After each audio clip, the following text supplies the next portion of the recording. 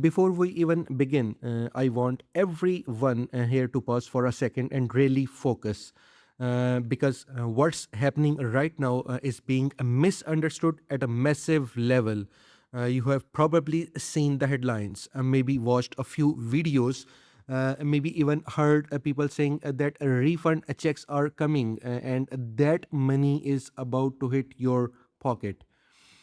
Some people are going as far as calling this the next stimulus, and naturally, that grabs attention. It sounds exciting, it sounds promising, and it makes people believe something big is about to happen.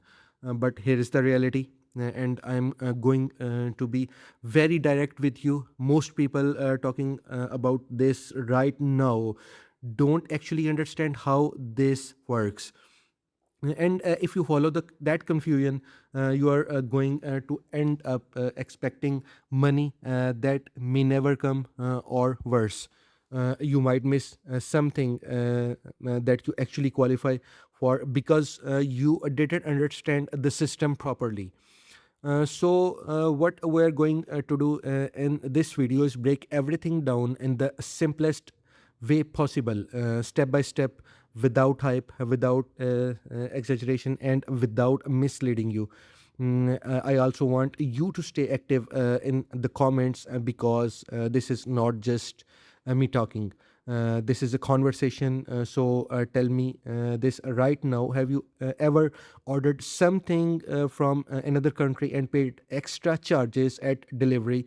Just answer yes or no in the comments, and that one detail is going to matter a lot as we move forward. And now let's slow things down and start with the basics. Because if you don't understand this part, everything else will sound confusing. A tariff is simply a tax placed on goods that are imported into the country. So whenever products come from outside the United States and enter the market, an extra cost is added. That's the tariff. Now, on the surface, it sounds like something businesses deal with, right? You might think this is just between the government and companies, but that's not how it works in reality. Businesses are not going to absorb those costs quietly. What they do instead is adjust their pricing. They increase the price of the product, they shift the burden, and eventually that cost lands on the consumer. So even if you didn't see a line on your receipt that said tariff, you likely paid for it indirectly. Maybe the product was more expensive than usual. Maybe shipping costs were higher. Maybe there were additional charges you didn't fully understand.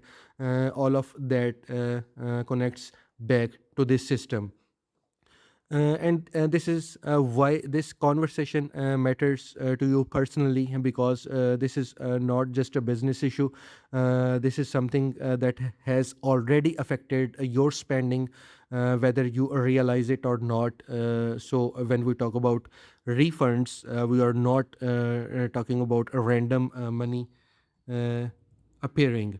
We're talking about money that moved through this system and is now being questioned.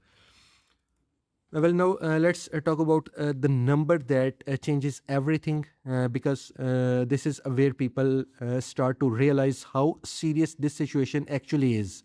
The total amount collected through these tariffs is estimated to be around $166 billion. And I want you to really take a moment to think about that number. This is not a small amount. This is not a minor adjustment in policy. This is a massive flow of money that has moved through the system over time. When we talk about billions at this scale, we are talking about something that impacts entire industries, affects pricing across markets, and influences how businesses operate. This is not just about one company or one group of people. This is about a system that touches millions of transactions and countless consumers.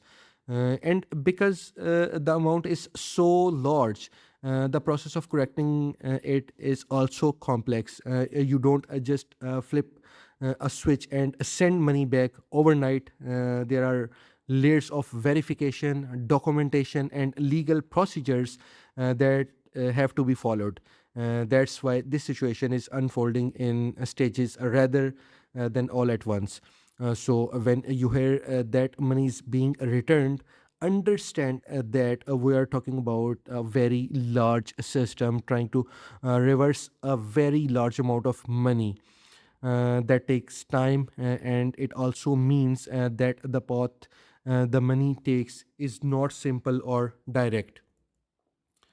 Well, now, the real turning point in all of this came when the Supreme Court reviewed how these tariffs were implemented.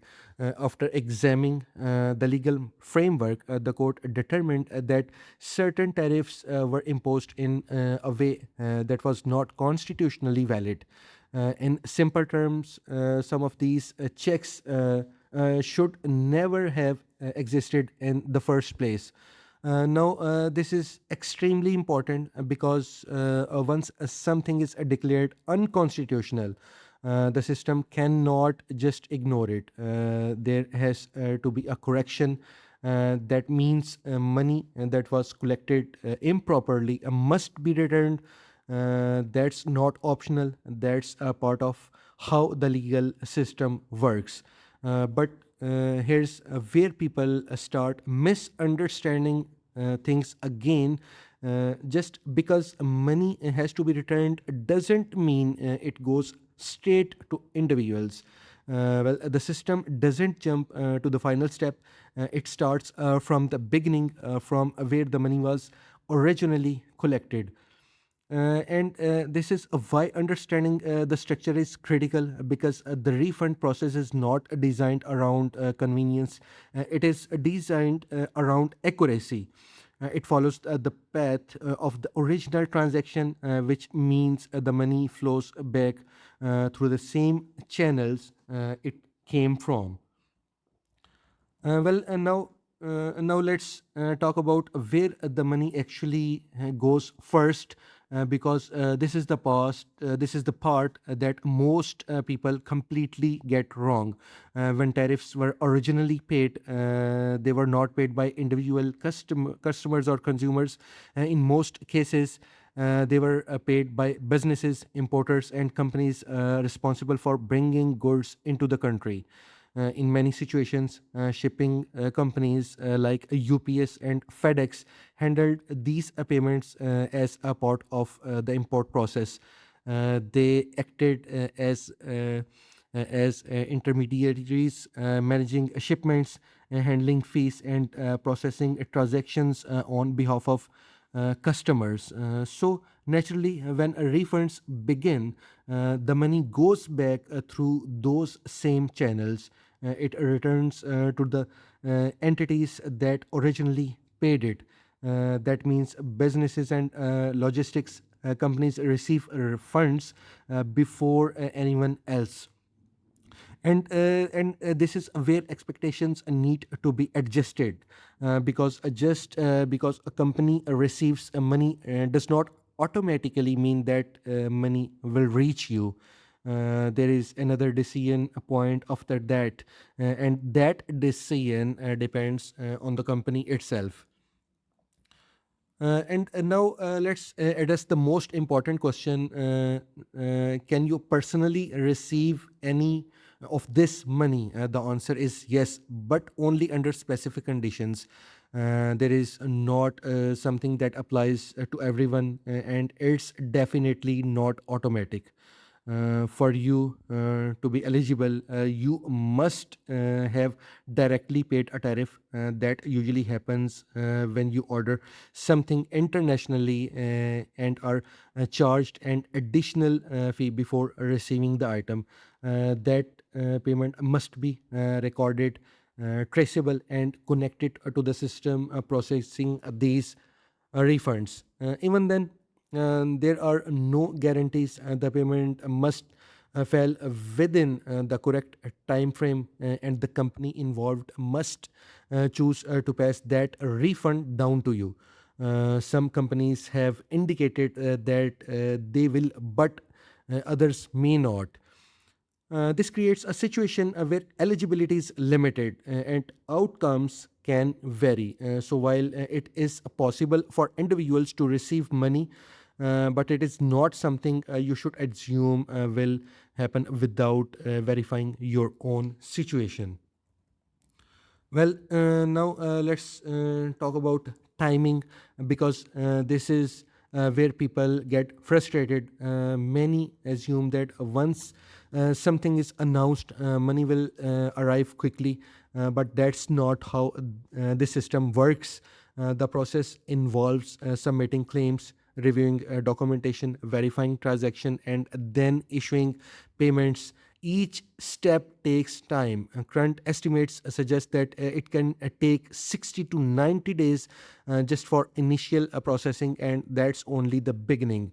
On part of that, the process is happening in phases. That means not everyone is included at the same time. Some people may see results earlier, while other may have to wait much longer. So if you are expecting immediate results, you are going to be disappointed. This is a slow moving system, and patience is necessary if you want to understand how it unfolds.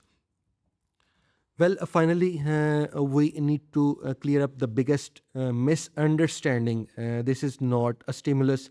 There is no universal payout, no guaranteed checks for everyone, and no new money being distributed to the public. This is a refund process. It is returning money that was already collected, and it is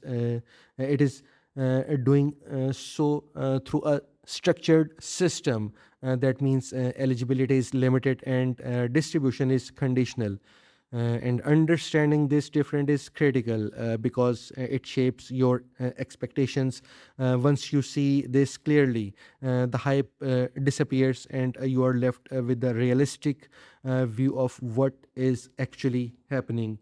So, here is the bottom line: money is being returned, but not in the way most people think. It follows a path, and whether you receive anything depends on your specific situation. Now, I want to hear from you. Do you think companies should be required to pass these refunds down to customers or consumers, or should they have the option to keep them? Drop your answers in the comments, and let's talk about it. And that's from all today.